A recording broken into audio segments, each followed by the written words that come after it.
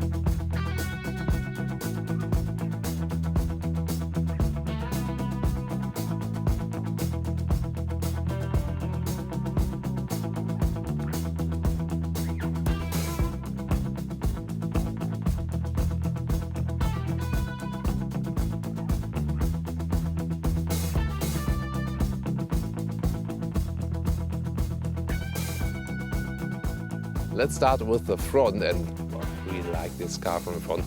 Huge front grille with this very iconic Maserati Trident logo, and see all of those fins going there in this shiny black color, very beautiful done. Quite small headlights here. This is a signature for the Ghibli especially, and we have slightly accentuated power dome in the middle part here. So what do you think at the front part? By the way, one thing right below here, we can take a look in detail. There's some kind of plastic fenders, and they're right here. And this is a very strange thing, because when you're going in the basement garage or something like that, it's and you're touching the ground with that one, you think, oh my God, I've damaged the car. No, you didn't. Just some kind of plastic. I think they are there, you know, to protect against stones and stuff, but I think they go a little bit too far down.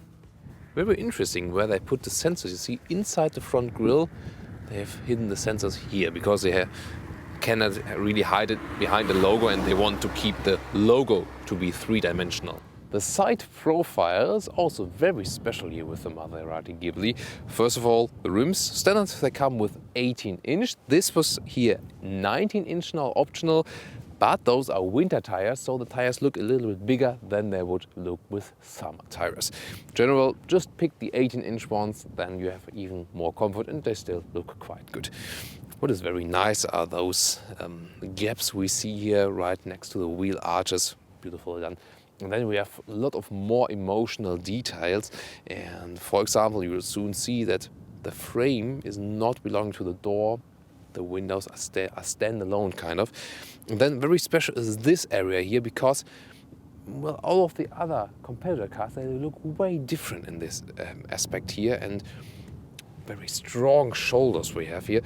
But then again, it's not my favorite car in the side profile, because sometimes, and also I heard some other comments, it could also be some kind of Japanese built car. Not to, you know, say anything bad about Japanese car, but I think Maserati here has to be somehow more iconic.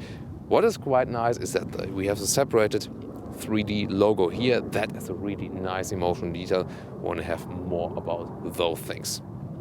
Then get to the rear part, and the car is almost 5 meters long. That means, and also special service now for our US guys, I think if I calculate right, it's just about 16 feet, and so 4.97 meters to be very exact. So this is upper mid-size segment. BMW 5 Series, Audi A6, Jaguar XF, those were Mercedes E-Class, where it plays, of course, with a very strong engine here. And let's get to the rear. And first of all, I also thought not special enough for the Maserati, but then I think the rear grows on you, because the rear lights, tails here, are also quite of slim, and it's a little bit sporty at least. And especially when we see the signature, the LED signature, that one is really beautiful then. And you know, at daylight at first, okay, well, mediocre in the rear, but then as I saw it at night here with the signature LED lights, we say, okay, well, it's more beautiful than you thought at first. And all-wheel drive version has this Q4 special logo right here.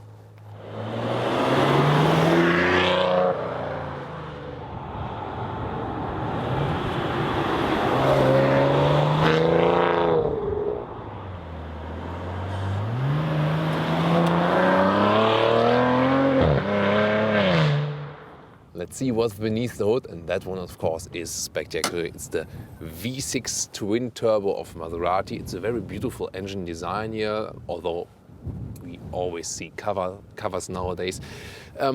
Basically this one here is a 3-liter V6.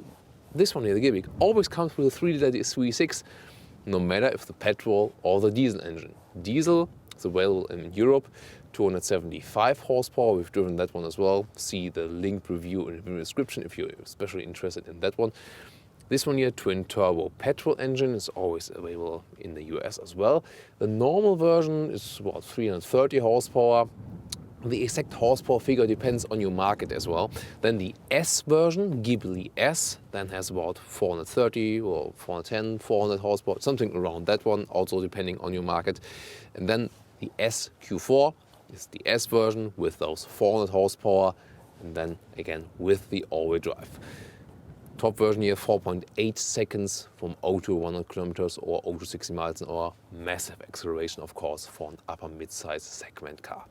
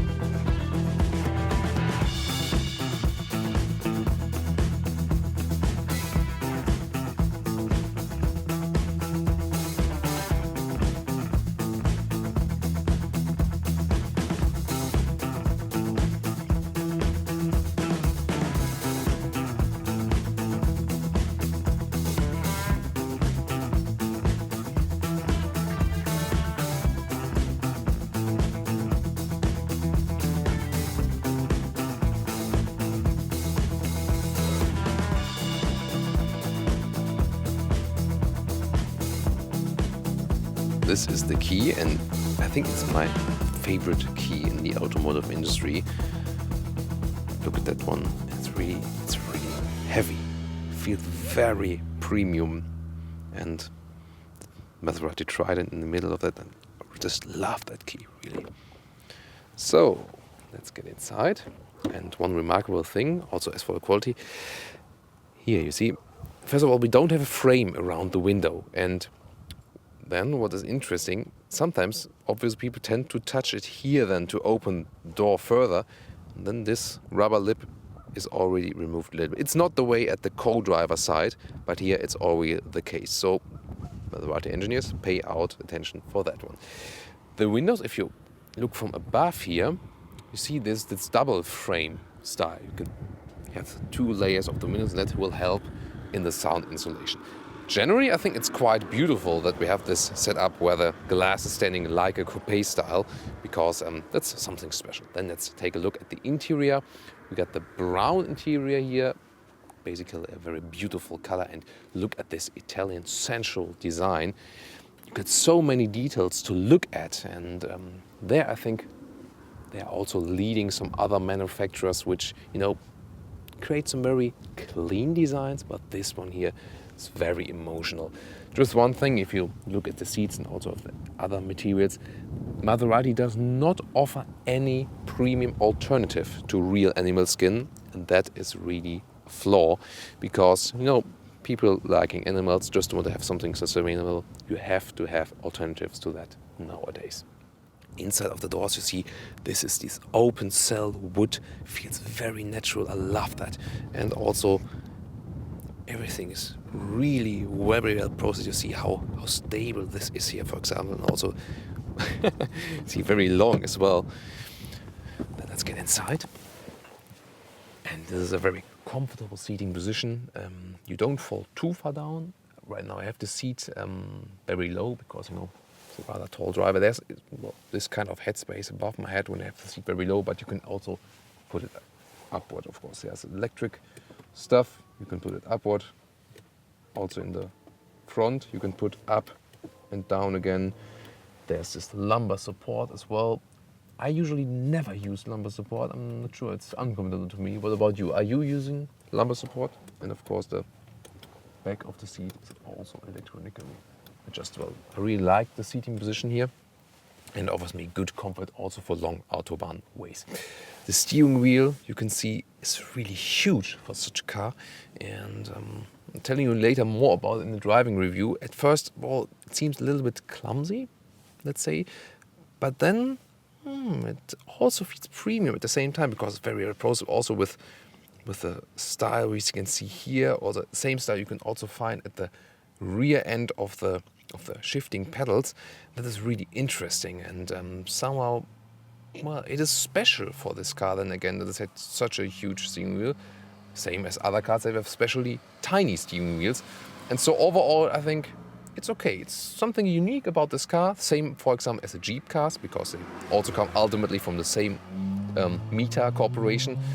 And therefore, I think it's okay. However, if you more prefer very small, agile steering wheels, that's maybe not the most favorite one for you. Storage spaces. This is not the best subject for this car. You see inside of the doors, it's very tiny for a small case. That's fitting and that's it. Also, the glove box is not that huge. You can put something in there. Then in the middle console, and I really like one of the most favorite features of the car, just listen to the sound when I'm going over that. This is this open cell wood, really beautiful, and I would always pick it because you don't see any fingerprints on that, and it always stays natural and beautiful. Beverage holders in here, and all the 12-volt power supply. Also the closing and opening processes here. I really like that. Dashboard open, dashboard closed. Here the same, very nice process. And there's an aux in as well as a USB port. Just not maybe the best solution to put it right here. If you charge your phone right here, I mean, where to put your phone? Yeah, you can put it like this, for example, but I'm not sure. But at least you have a direct USB. And this one here is also, if you want to put it back again, a little bit annoying to squeeze it in again. Then let's check the middle console. By the way, the covering here, and we're not talking about using real animal skin or folk because it wouldn't matter. It could be from folks leather, definitely. Not sure if this one here is real or fake, but as I'm not sure, you see, it doesn't really matter actually. So you can open that one. Then I have a huge space in here. Another beverage holder and 12-volt power supply. So there you have actually reasonable space in this case. Also, we've seen this rubber lip here in some Audis or Mercedes. They have it as well. And I must really say, you know, we did have some Italian cars, generally also from the Fiat Corporation, which Maserati also belongs to, that a little bit lack of interior quality processing, and here it is really very well done. Also, if you just look at how modern this cockpit is. At the one hand, we have very sensual Italian design, but it's also very modern, and so you can say goodbye to those, you know, very greasy old Maserati interiors. They just now have to offer some more surface alternatives, as, for example, it's ceiling. You have great Alcantara ceiling. Feels very soft and great look as well, and makes the whole comfort here a little even more cozier. So they could, for example, also offer it for the seats, definitely. What I really like is also this detail here, that the analog clock has its separate roof here, let's call it that way. And you see, again, those lines. On the one hand, it's now almost a little bit bulky, but maybe you can say it is strong. You see, other manufacturers rather to do like this horizontal and, you know, not so much lines here and there. And here you say, okay, let's do another round curve here and here, and let's make it look even stronger. This one here comes out strong, the whole infotainment unit here. And also that the cover, you know, cover of the clock, of course it helps you also to read the analog clock, but basically aren't we always just reading digital clocks? But this one looks fancy. So it is there. Also has a little Maserati trident inside. What is also remarkable, no matter what surface is used now, that below the surface everything is softened. There's no hard part. You can squeeze in everywhere, and that is also a very great thing. Instruments, classic analog ones on the side. You see they are illuminated. I really love the blue background of the instruments, and again Maserati trident logos inside. In the middle part you have the digital screen where you can then cruise around the different features. For example, also switch from kilometers to miles, change music, look at the consumption stats, for example. That is possible. And we'll talk about consumption later in our driving part. It will also be very interesting. You don't see the latest figure when the engine is not turned on, by the way. That is kind of strange thing. When I turn on the engine, that might change. Door open. Cameraman left the door open. No. Thank you. There you see. There, then the average consumption figure is displayed. And of course, one of the nicest thing you can do with this car, also with the RPM meter, is this.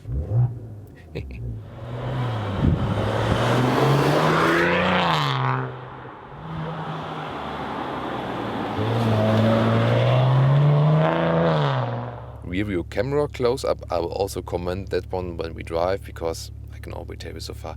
Look at this resolution, it's really weird. And when you drive, it's also looking more down, so you cannot see that well what's coming there. Is it someone with a torch in hand, or is it a car? Or is it a motorcycle? Now I see it could be a car. Well, really very bad performance from the rear view camera. Then the rest of the infotainment system. First one that is a little bit annoying when you start off. You can directly put the seat heating. You have to turn the engine on for that one to be able to do that.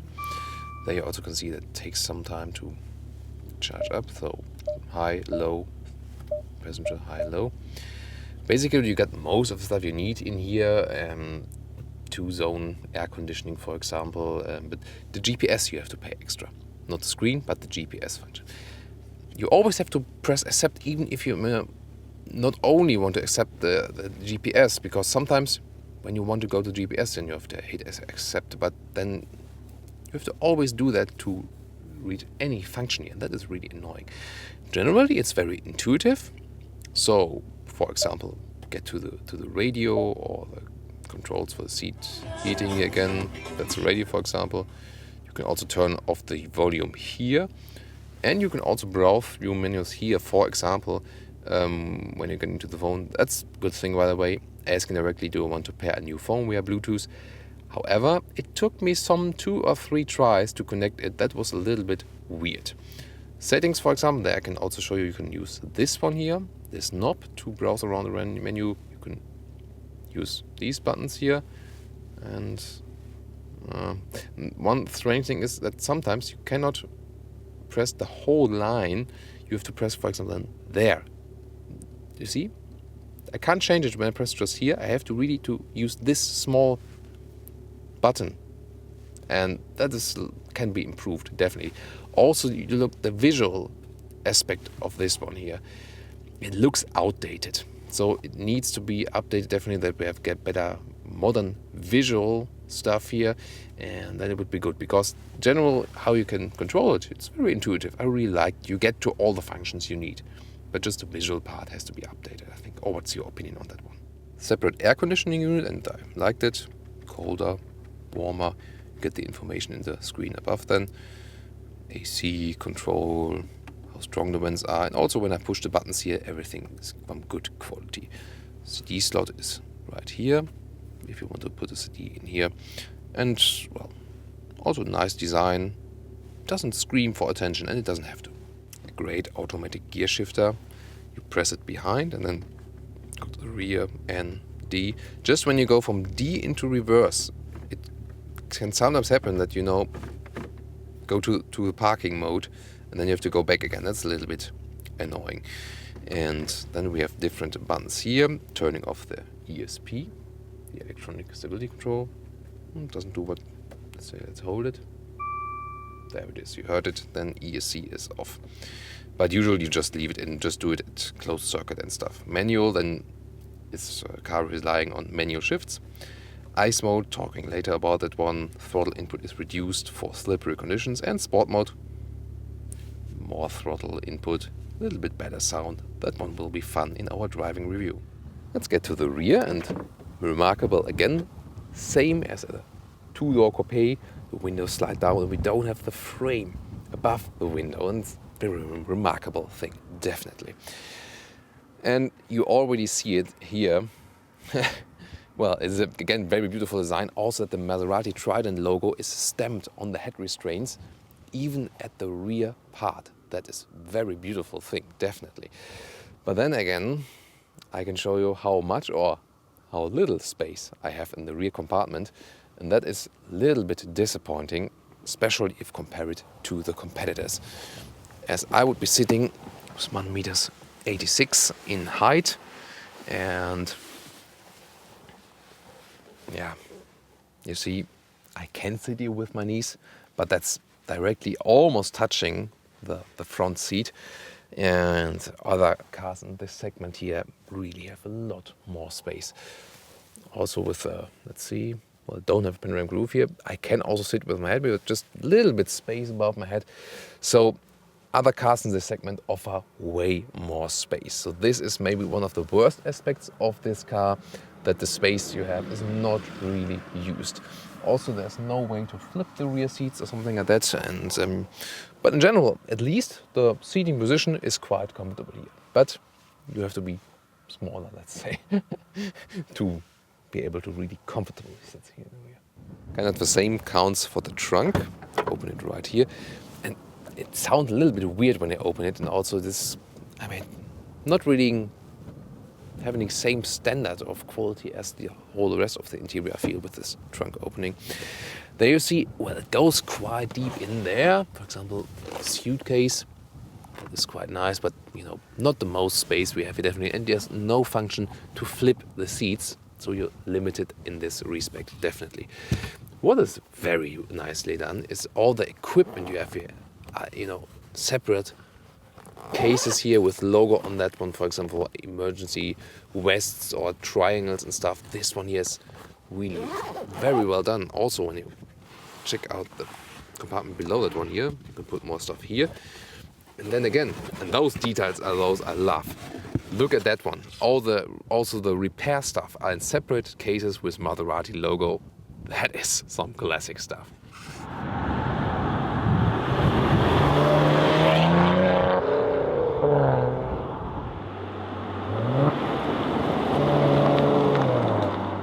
Welcome to the driving part of our review. We're gonna have a lot of fun with this top version SQ4, 430 horsepower, I think 410 in the US version, but doesn't really make a difference.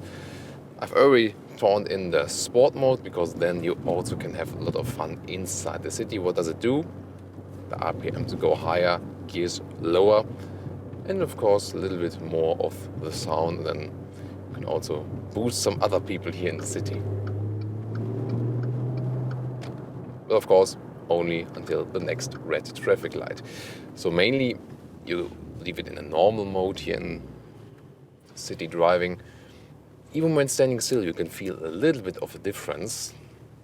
Let's see, when I'm in D, just below 1000 RPMs, put in sport mode, and you hear the exhaust a little bit more growling. It's a very interesting thing.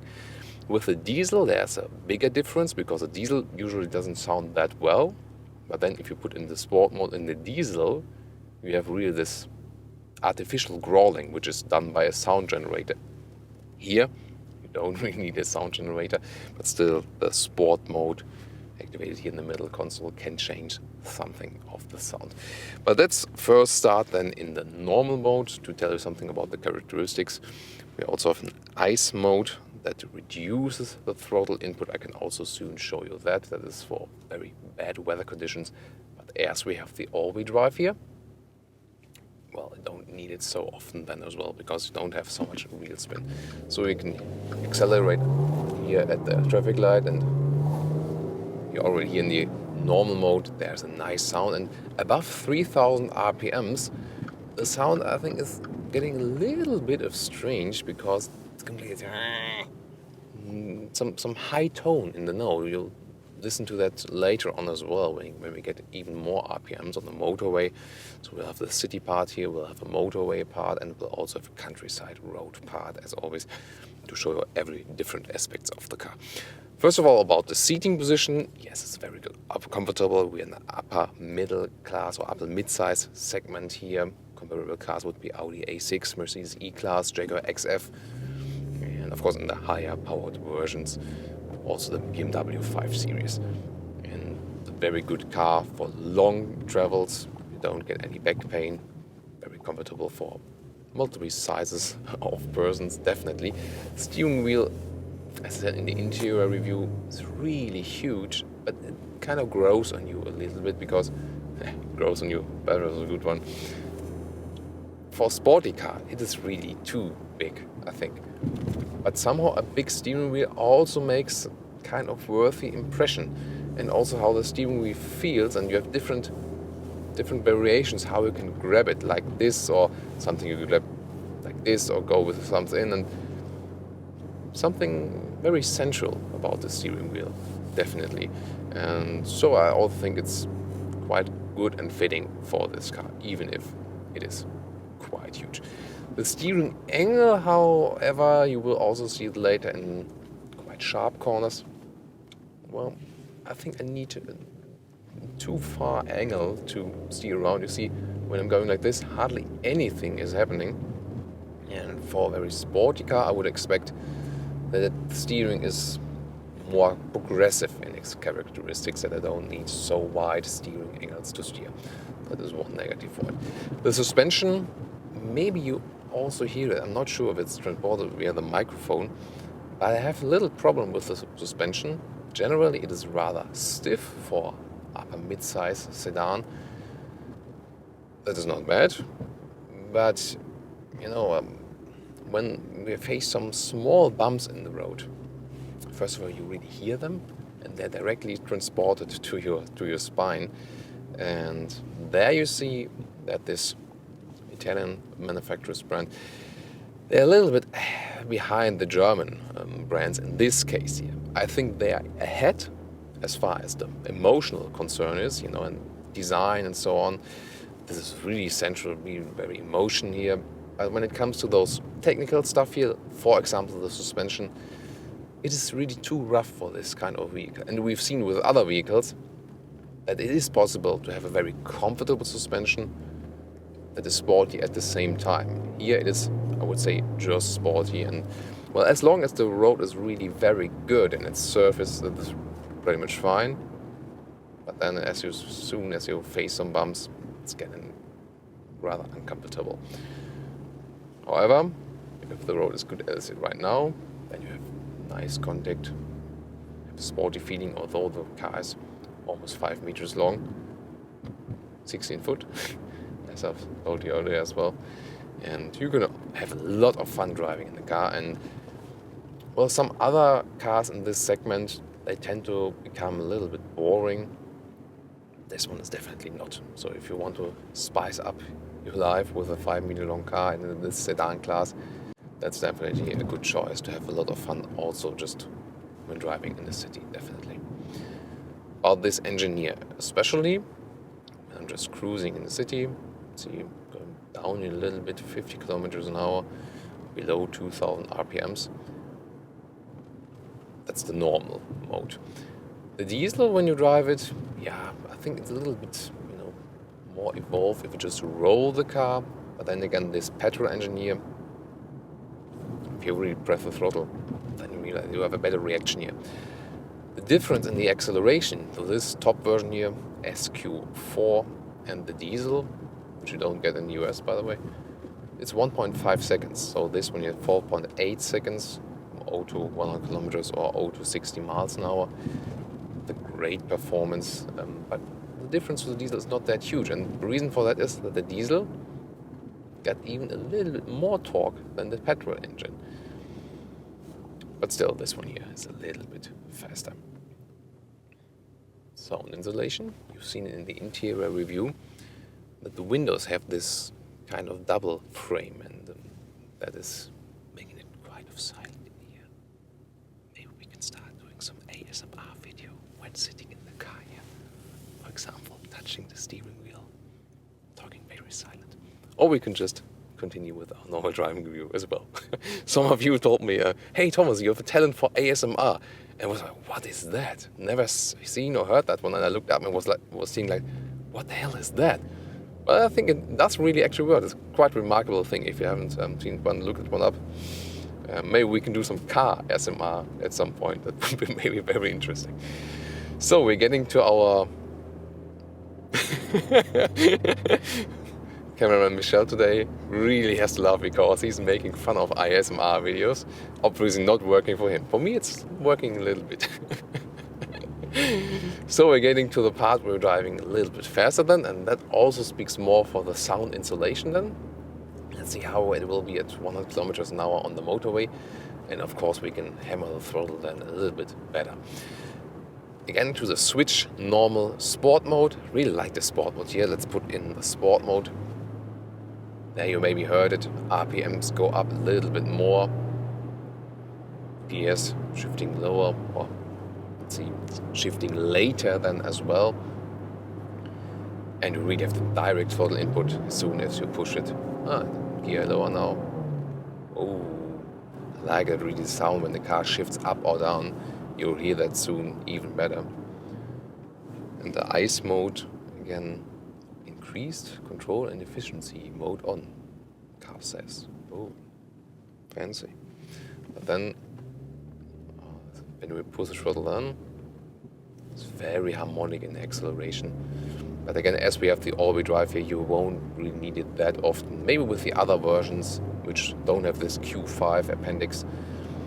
There, our Maserati Ghibli tends to be also very much fun in driving, because then you can slip around the rear wheels a little bit around. Here with the all-wheel drive version, you still have more torque on the rear wheels, usually, but the car doesn't slip around that much because you obviously also have some control over the front wheels. Going 80 kilometers an hour now, still relatively silent. But what I'm not quite sure of, you see, we have these coupe-style windows without a frame. Not sure if this will deduct something of the sound insulation. We'll see that when we're driving a little bit faster as well. So, let's go to sport mode again. And we could do some, let's say, going on the Autobahn motorway acceleration, like from 80 to 110. And, well, the car doesn't look that spectacular from the outside, so maybe some of the other cars around us will wonder what we're doing right now. Let's go 80 to 110. That's it. 115 as well. 5,000 RPMs. The car is now really talking to us. I like that. By the way, one remarkable thing, because the sun starts to shine right now, the upper part of the windscreen is, a little bit darkened, a little bit colorized, and that helps against the sun. So most of the time you don't need the separate sunshade here, which is, by the way, covered in Alcantara. Great service, great processing as well. But quite often you don't need it because you have this colored top of the front windscreen. I really like that feature. When going on the motorway now, I tend to go back to the normal mode because then I want to rather relax. Oh, Porsche Targa overtaking us. Oh, it's the current model as well. We've driven that one, of course, as well, and you can check that one review of the Porsche 911 Targa in the video description, of course, because when I talk about it, I will also put it in the video description. Sound insulation, talking about the competitors, because that's always a good thing to, see where the car is really at in the sound insulation. Yeah, there again, it's the same with the suspension, for example, especially the Audi models are better. Audi is really superb in sound insulation. So we have had better cars as for this, definitely. As I've driven the Maserati Ghibli diesel, that the old Jaguar XF was still on the market, and I said, okay, that one is way more fun than the old XF. The new XF now increased in agility and so can be better compared also in the agility to the Maserati Ghibli. So there's not that huge difference anymore now. However, the interior processing is really better in the Ghibli than in the new XF. Then the cruise control, set it here on the steering wheel, on or off, and then click down to hold the speed. Pretty easy system, but no adaptive cruise control in here. And I mean, for a car here, especially in the top version, below or just above, in the base version, $80,000, no matter if dollars or euros, that one should be definitely included, to have the automatic cruise control, the adaptive one that sets the speed and then maintains also the same distance. Here it's just a very plain cruise control, but as I said in some other reviews, at least it's good that they don't have this kind of mix, where it just works in an adaptive way at a certain speed level. So this one, the plain one, at least you can adapt to that one. I always enjoy, when driving the Maserati, by the way, to look at those blue backgrounds of the instruments. Just one of the most beautiful analog instruments I know. However, the digital screen in the middle looks a little bit outdated as for the visual component. So a good Autobahn ride, definitely, because we also don't have so much bumps in here. We can't complain about that. Now we're going off the motorway. The brakes really do a great job. I felt that directly when I drove the car the first time, because here in the SQ4 version, as I've also told you in the exterior review, we have bigger brake discs and also a little bit of bigger brake calipers, and they really do a very good job here. You do feel the difference towards the Maserati Ghibli diesel model as well.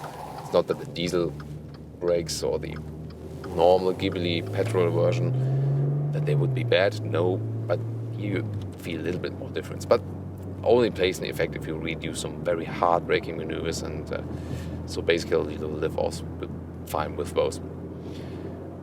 You know that the car is a little bit uncomfortable as for the bumps. Could it have something to do with the alloys? We got 19-inch here? Maybe. So I would recommend to go with the standard, just leave the car as it is, 18-inch alloys. That one is the basic equipment. Then you can get a little bit more comfort just from the tires. That would be a good tip. And now what this car is also very good at, countryside driving. There's a little bit of sun coming out. That is really beautiful. In this kind of speed regions, the sound insulation also does a good job. So not just the best job at the motorway. The automatic transmission is from ZF, 8-speed one, and we've driven that one in a couple of cars, and it's also generally my favorite transmission because, well, I also love driving a dual clutch transmission, but there have been a lot of complaints about those ones in the reliability, so I feel better in the classic automatic converter gearbox. And the ZF one, they really do a tremendous job delivering, for example, most of the BMW models. Volvo is using a lot of them, for example, and we just have had good experience with those ones. I can also use the shifting pedals. They have massive, good quality, but as they're that massive, they're not attached to the steering wheel. They stand still, and that is a little bit annoying because soon show you also when we have a more agile ride, when the steering wheel is like this, then you want to shift down or up, you're just grabbing in the air, and those pedals always stay here. But maybe you have another opinion on that one, so tell me in the comments which position of the shifting pedals you prefer, either fixed in that one here or directly attached to the steering wheel, that you always have them at the steering wheel no matter where you put them. That's an interesting fact, definitely. What about the overview in the front? I mean, classic sedan style, definitely, but not the best overview to the sides, definitely not. A-pillars, quite massive. also in combination to where the mirror is attached. Also when I want to see, like for example, do I adjust something with my left or right rim? Not too good. Also in the rear, the view is kind of limited because well, it goes quite flat at the rear window. Remarkable thing, by the way, when you're driving at night and putting on the brakes, you see that the third braking light is reflected in the windscreen. It can be a little bit irritating for yourself. And then when I look there in the back, yeah, I mean, direction of the C-pillar, that's also not that good for the visibility. So overall, not the best ratings in the visibility, but of course that's not the most important aspect of this car, definitely. So I really enjoy also a relaxing ride with the Maserati Ghibli SQ4. That is one part of it, but especially as you can change it to the sport button, then you can always have a sporty ride as well. So overall, one of the most enjoyable cars in this segment, definitely I can tell you so far. What about the consumption? As we had in the diesel, 7.5 liters, and I mean with that consumption and the entry price of the diesel, you can say, okay, maybe I get it as a business fleet car, probably a premium business fleet car. But this one here, you can go to the consumptions menu, switching using the right control button on the steering wheel. 12.8 liters on 100 kilometers. And that's really a realistic figure, definitely. Distance of 381 kilometers now, and tested it before as well, and that scored the same results. Let's see, trip A, trip B, there's another trip there. There it is, 12.7 with 119 kilometers. Yeah, so 12.5 liters on 100 kilometers, that's a realistic figure, definitely. Let's go into sport mode. Some traffic light acceleration. Let's go. Wow, nice, very nice sound. And with this all-wheel drive, it's very well to control. And it's the same, for example, with the V6 from the AMG and the C450 AMG. Some fans of rear-wheel drive cars say, okay, well, that's just the real deal if you have the rear-wheel drive. But if you're driving in everyday driving, you feel that the all-wheel drive cars are better to steer, very exactly. And for most people that are not especially appreciating that they always can do drifting around and donuts and stuff, that is the better solution, generally speaking. Yeah, diesel 7.5 liters, here 12.5 liters, so there's a huge difference in consumption, definitely, you have to be aware of that. But I'm generally not a diesel fan, but if I compare the diesel in driving now, it is really astonishing that the diesel that is used here from Maserati was one of the best diesels I've driven, also so powerful as well, and with the sound generator, you felt really like driving a petrol engine, driving a diesel, and so there isn't that of a big difference I would have expected to this version here. However, is it more fun than driving the diesel? Yes, it still is, but the difference is not that huge. Now we're coming to our famous tunnel part of our test track. I will lower the rear windows. Sport mode, yes, is in. And then you can also hear something of the sound in the tunnel because that one will go like... So rear windows down.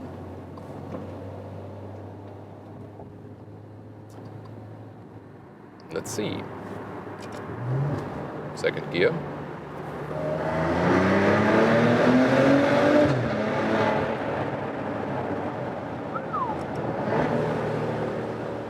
Whoa, very nice. What do you think, guys? What's your rating here on the sound in the tunnel? What do you think? Of course, the best way to hear the sound is, of course, on the outside, but we've shown you in our driving parts from the outside that their sound is really amazing, comes out there. And strange thing, by the way, also when I was driving Jaguars and something like that, people were coming, oh wow, it almost sounds like a Maserati. And this was a remarkable aspect because obviously in people's mind is something how connected Maserati have a very, very special sound. Interesting thing. And now let's get really agile, going up our S mountain test track. nice. Really screaming. Let's see, also check the steering angle. Yeah, we need to go around quite a lot. That could be better. Really pushing me into the seats. Car is of course quite heavy, so I have to check out that it doesn't push me too far outside on the corners. It's still a lot of fun for such a heavy and long car. All-wheel drive is doing a good job when driving uphill now.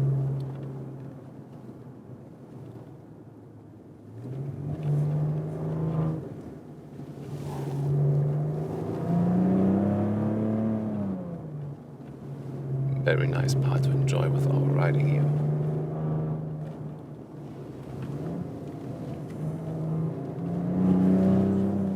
Nice.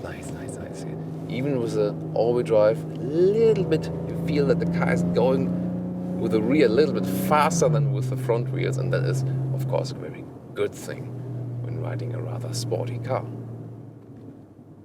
I'm always paying attention where there could be some dogs or something like that. Okay. Road is free again.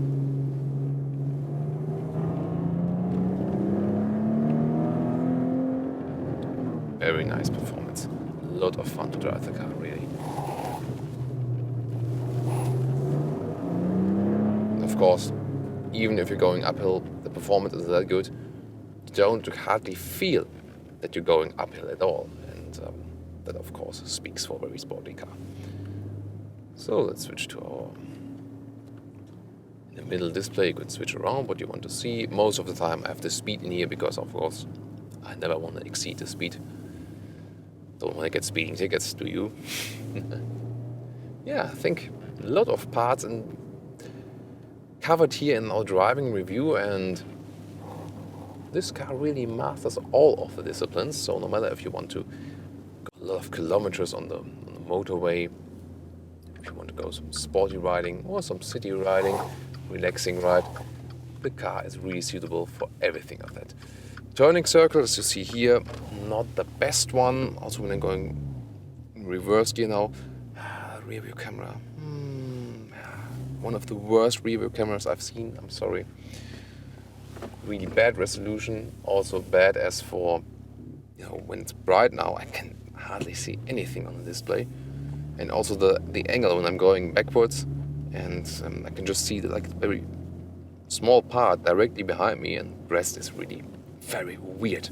So they have to really improve that. The Suzuki Vitara we recently had a way better rear view camera, and that's a shame, of course. Everything else, really been a lot of fun to drive this car. I hope you enjoyed it one as well.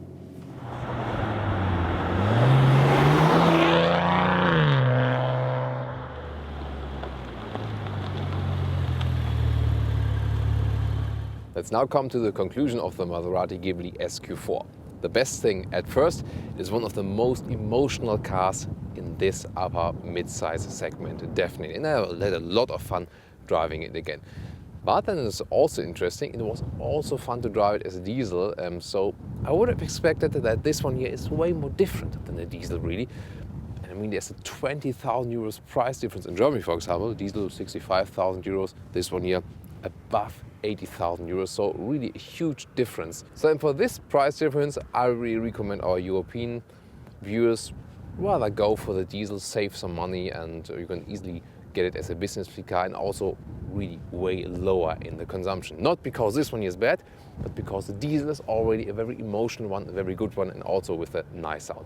Of course, this one is still a little bit more fun and has this really great sound. Then for our American viewers, if you maybe decide about basic Ghibli S, Ghibli SQ4, well, it's very nice to have the all-wheel drive, of course, always, and it's safer if you have some rainy or slippery conditions, definitely. And you also don't pay such an extra price for the top version here in comparison to the base model, at least in the US. Then about all of the basic aspects we covered, exterior set, very central, a lot of nice emotional elements, and I think the car really grows on you also from the side and the rear perspective. Interior, very good in the processing, also a lot of emotional details, just with lack of some real leather alternatives, they have to work on that really. And then driving, really agile car still, although it's really that kind of long car already. So we have a lot of fun, but they have to work on the suspension. So these ones were all of the aspects we covered now. I want to hear your opinion on the Maserati Ghibli. Maybe also check out the diesel review. This was also another setting, also in some other more pleasant temperature, I can tell you. Mille grazie. Thank you for watching Autogefühl. We see you at the next episode.